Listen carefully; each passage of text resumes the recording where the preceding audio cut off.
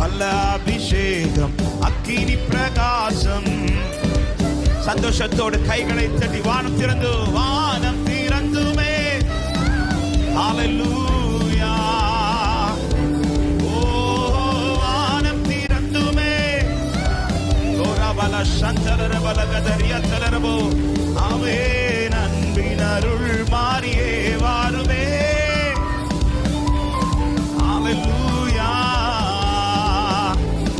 ஆமென் ஆமென்.